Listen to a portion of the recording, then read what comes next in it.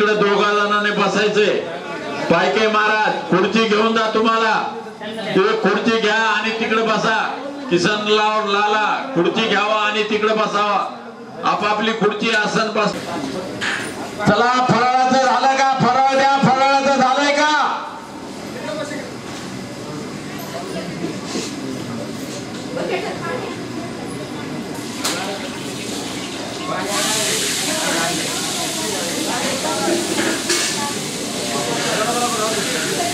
चला, सर्वांनी फराळाचं द्या. फराळ करू जा. फराळ करा.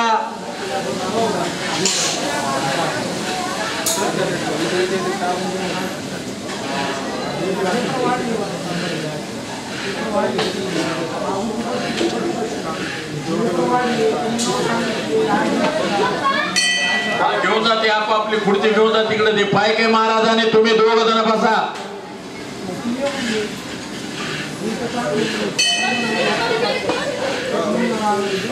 त्या नुकतीवरती झाकायला काय आहे का? नाही, बोलवा त्याला इकडे. संदीप, काही एक अक्षर कळायचं आहे. नाही हो, इकडे बोलवा त्याला.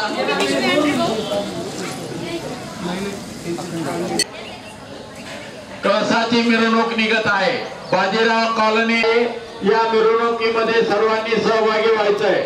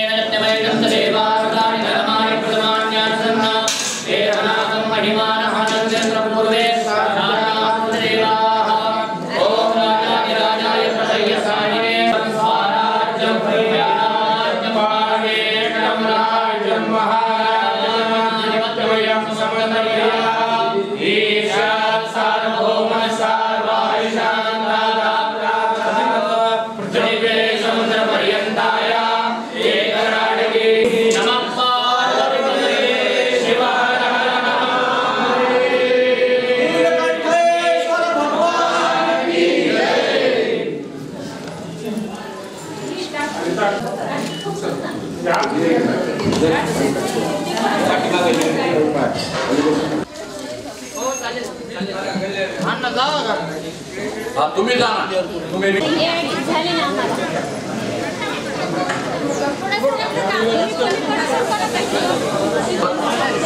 पत्नीने पतीच्या कपाळाला गंध लावा. कुंकुवामध्ये पाणी टाकून थोडंसं कुंकू कालवून घ्यायचंय. पत्नीने पतीच्या कपाळी गंध आणि अक्षता लावाव्या. ओम स्वस्तिना इंद्र वृद्धशरवाः स्वस्तिनः पूषा विश्ववेदाः स्वस्तिनस्तार्क्ष्यो अरिष्टनेमिः जनो बृहस्पतिर्दधातु गन्धः पान्तु सौमङ्गल्यञ्चास्तु अक्षताः पान्तु आयुष्यमस्तु आचमनं डाव्या हाताने उजव्या हातावर पाणी अपात्रीकरण सकल संभावित पातक निवारण पूर्वक शरीरे शुद्धता प्राप्त्यर्थम तथा च मम दशपूर्वान् दशपरान् पितॄन् उद्धरतुं सकल पितॄणां रोम वर्ष सहस्त्र पर्यन्तं शिवलोक वैकुंठलोक प्राप्त्यर्थम सकल बाल अबाल वृद्ध वृद्धेतर द्विपद चतुष्पद प्राणिमात्राणां सुख शांति सौभाग्य समृद्धि प्राप्त्यर्थम सदैव देश कल्याण प्राप्त्यर्थम सकल हिंदू धर्म शिखरोपरि नूतन कलशारोहण कर्म अहम आचरिष्ये पाणी सोडून द्यावं करिष्येत तदंगभूतम आदो महागणपती स्मरणं च करिष्ये हात जोडावेत गणपतीचं ध्यान करावं वक्रतुंड महाकाय सूर्यकोटि समप्रभ निर्विघ्नं कुरु मे देव सर्वकार्येषु सर्वदा सिद्धिविनायक महामंगलम मूर्तये नमः ध्यायामि प्रार्थना पूर्वकं नमस्कार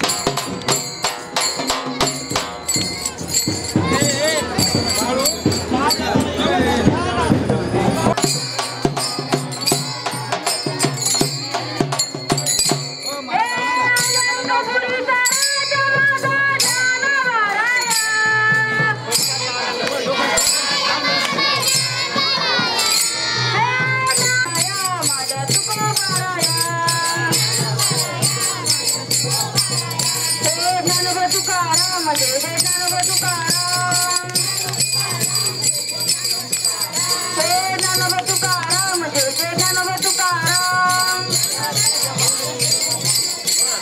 हे ज्ञानोबा तुकाराम जय जय ज्ञानोबा तुकाराम हे ज्ञानोबा तुकाराम जय जय ज्ञानोबा तुकाराम हे ज्ञानोबा तुकाराम जय जय ज्ञानोबा तुकाराम नवा माऊली तुकाराम हे ज्ञानोबा माऊली तुकाराम ज्ञानोबा माऊली तुकाराम हे ज्ञानोबा माऊली तुकाराम ज्ञानोबा माऊली हे ज्ञानोबा माऊली तुकाराम ज्ञानोबा माऊली तुकाराम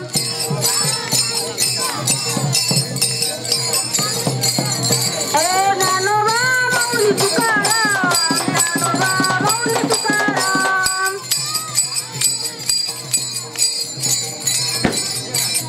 हे ज्ञानोबा तुकाराम जय जय ज्ञानोबा तुकाराम हे ज्ञानोबा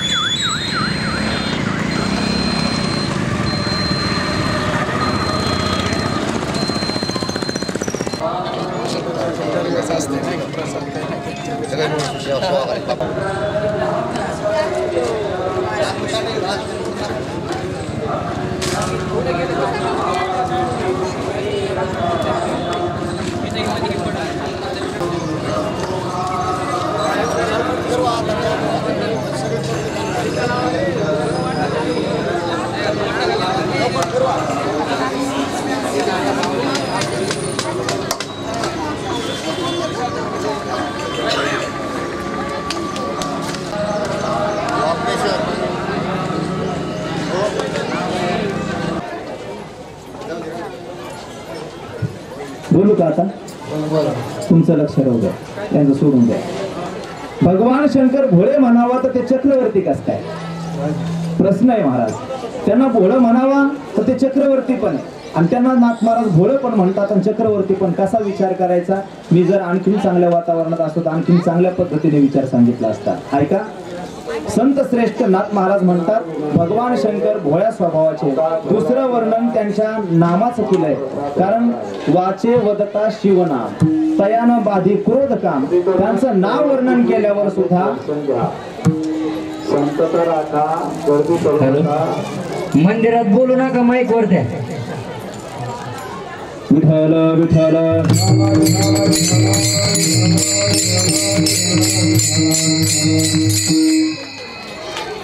अरे आपण भारतात राहतो, पाकिस्तानात राहिल्यासारखं नका करू. इकडे बघा, भगवान शंकराचं वर्णन करतात नामाचं महत्व. भगवान शंकराचं नाव घेतल्यावर काय होतं तर काम क्रोध संपून जातो. बर, तिसरी गोष्ट नाथबाबा सांगतात, धर्म अर्थ काम आणि मोक्ष या चारही पुरुषार्थाचं लक्षण प्राप्त होतं कधी? भगवान शिवशंकराचं दर्शन झाल्याबरोबर. कारण शिवदेखता प्रत्यक्ष 3. आणि चौथा मुद्दा म्हणजे त्यांच्या सामर्थ्याचं वर्णन केलेलं आहे या ठिकाणी. एका जनार्दनी शिव निवारी कळी काळाचा भेव. भगवान शिवशंकराची पूजा करणाऱ्या माणसाला कळी काळाची भीती राहत नाही, कैलास पर्वतावर विराजमान होता येतं. विठ्ठल विठ्ठल.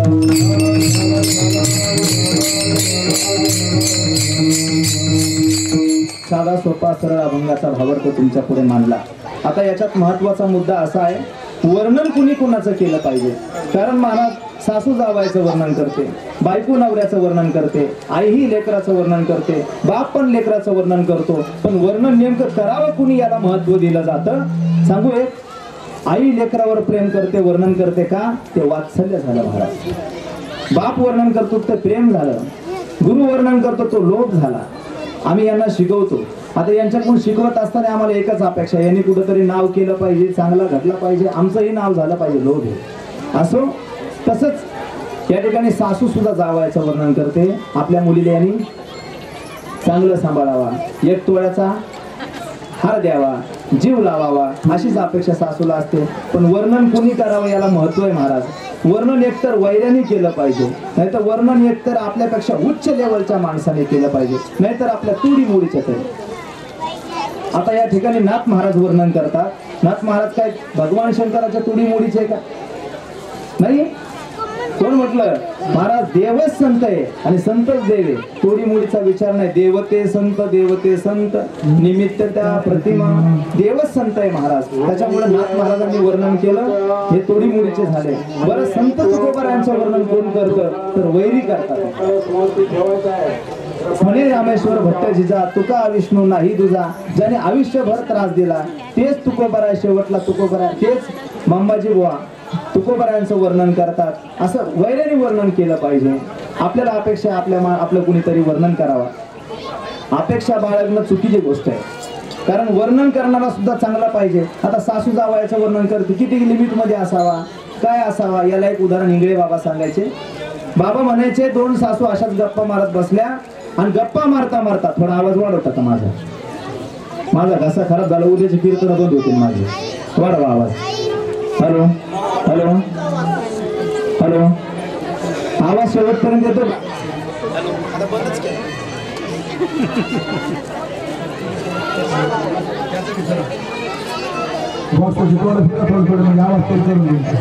सगळं इकडे माहिती बॉक्स झाली.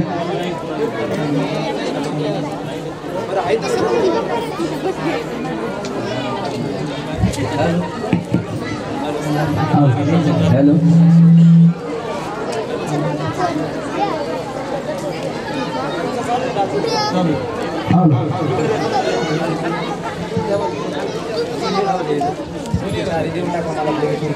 हॅलो हॅलो ऐका ऐका असू हॅलो हॅलो बरं ठीक आहे असंच राहू द्या. सासू जावयाचं वर्णन करते महाराज. किती जावयाचं वर्णन केलं पाहिजे याला सुद्धा लिमिट. काय म्हणतो आजी, याला सुद्धा लिमिट असतं. कारण एका सासूनी वर्णन सुरू केलं, माझा जावई अमेरिकेत कामाला आहे, अमेरिकेत डॉक्टर आहे, माझ्या जावयाला काल एक कुत्रा बिगर शेपटीचं कुत्रं सापडलं आणि माझ्या जावयाने त्याला इंजेक्शन देऊन कुत्रं तयार केलं. आपल्या महाराष्ट्रात सासून जरा गबासावं तिने पण सांगायला सुरू केलं असं का, मग माया पण जावयाला शेपूट सापडत होती, त्याने पण इंजेक्शन देऊन त्याला कुत्रं तयार केलं. इकडे बाबा सांगायचे कुत्रं तयार केलं हे वर्णन नाही झालं महाराज, हे फेक गोष्टी झाल्या. विठ्ठल विठ्ठल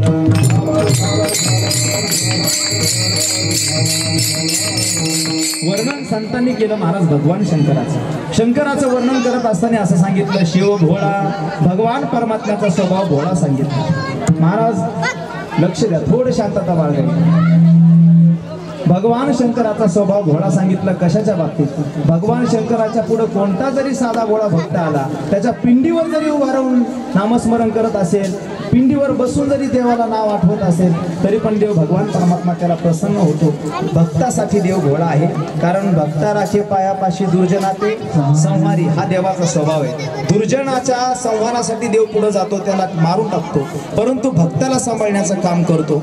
महाराज एवढंच नाही, जो भस्मासूर देवाच्या विरोधात उभा राहिला, देवाला नेमकं हेच कळत नव्हतं म्हणून त्यांना भोळं म्हटलं, ते कुणालाही वरदान देऊन टाकायचे. महाराज भगवान शंकराची आराधना करणारा भस्मासूर सतत भगवंताला भस्म आणून द्यायचा. कोरोनाच्या काळात बरेचसे लोक मेले, पण कोरोनाचा काळ संपला आणि कोरोनाच्या काळात बरेचसे माणसं मेली. त्यावेळेस माणसं काय अशा आपल्यासारखे जाळे नाही. तर तुमच्याकडे जाळे का तुमच्याकडे माणसं कसे जाळे? हॅलो कसे जाळी माणसं बोलत चला, मला तुम्ही तरी बोला. भस्मीवर जाळे मग त्याच्यात भस्म तयार होतो का चिपट्या? महाराज त्यात फक्त हस्ती निर्माण होतात, भस्म तयार होत नाही. माझ्या भगवान शंकराला भस्माशिवाय जमत नाही. त्यामुळे आता भस्म संपला, काय केलं पाहिजे? मग माझ्या भक्ताच्या शरीराची राख केला पाहिजे, कारण मी कायमस्वरूपी त्यांना माझ्या शरीरावर धारण करतो, असं भगवंताचं स्वरूप आहे म्हणून त्याला भोळं म्हटलंय. महाराज एवढंच नाही तर भगवंताला त्या ठिकाणी सापडलं नाही म्हणून भस्मासुराला आशीर्वाद देऊन टाकला. तथास्तु, तू ज्याच्या डोक्याला हात ठेवशील तो भस्म होईल, त्याचा भस्म मला घेऊन ये, पण मला भस्म पाहिजे असं म्हटल्यानंतर भस्मासुराला वाटलं आपण भस्म आणण्यापेक्षा या बाबाच्या डोक्याला हात ठेवतो. महाराज भस्मासूर पळत जायला लागला आणि देवाच्या डोक्याला हात ठेवणार. महादेवाने विचारलं काय करतोस तू? त्याने सांगितलं मी तुमच्या डोक्याला हात ठेवणार. का ठेवणार? मला तुम्हाला भस्म द्यायची गरज नाही. भगवान परमात्मा वरदान देण्याच्या बाबतीत बरं ठीक आहे, त्यांना भस्म करायचं म्हटलं, पण भगवान विष्णूला अवतार घ्यावा लागला. भगवान विष्णूने त्या ठिकाणी सुंदर स्त्री एका अप्सरेचं रूप धारण केलं आणि त्या ठिकाणी भस्मासुराचा वध केला. नाचून तुम्हाला ही कथा माहीत असेल, नृत्य केलं, स्वतःच्या डोक्याला हात ठेवला, त्यामुळे भस्मासूर नष्ट झाला. माझा मुद्दा एवढाच आहे, भगवान परमात्म्याला नेमकं वरदान काय द्यावं याच्यासाठी भोळे होते.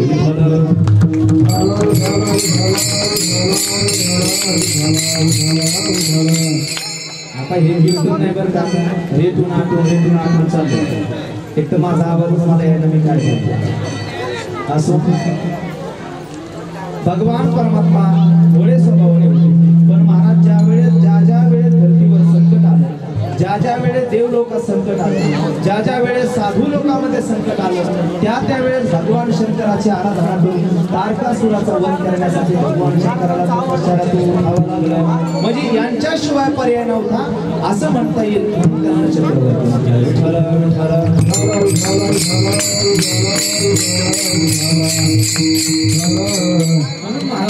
शिव भोळा चक्रवर्ती. बर पण काय मग त्या देवाचे पाय माझ्या चिंतात राहावं, त्याचे पाय माझे चित्ते. पण त्या भगवंताचं स्वरूप नामस्मरण केल्यानंतर काय होतं? महाराज दुसऱ्या कडव्यातही सांगतात, वाचे वदता शिवनाम तयानावाधी क्रोधकाम. आता क्रोधकाम म्हणजे काय महाराज? याच्यामध्ये प्रत्येक जीवाला सगळ्यात जास्त घातक ठरणारी गोष्ट म्हणजे क्रोध. प्रत्येक माणसाला जीवन जगत असताना घातक ठरणारी गोष्ट कोण आहे? क्रोध.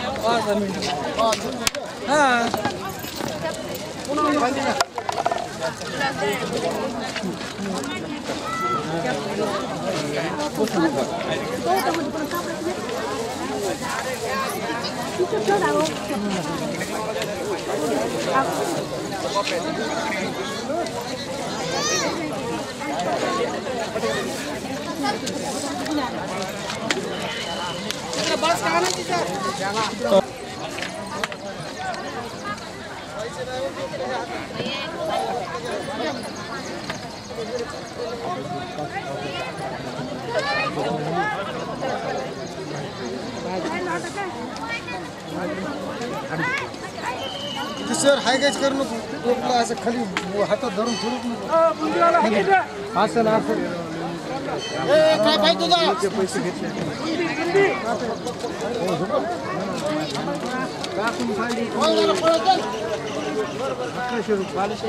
घरी येऊन गुडीला फाडा लावल्या मला म्हणायचं इकडे इकडे इकडे गुडीला फाडा लावल्या दान द्यायला पुढं काय असतं बोलू शेख बर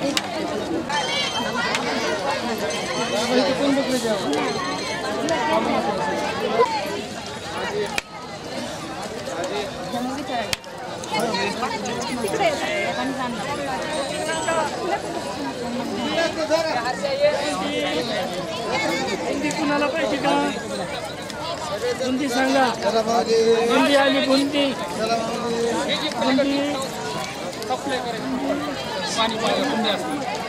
पुण्याचं सगळंच काम बॅग बाहेर फोटो सगळं पाणी बाहेर माले पटेल पुढं नाही का पुढं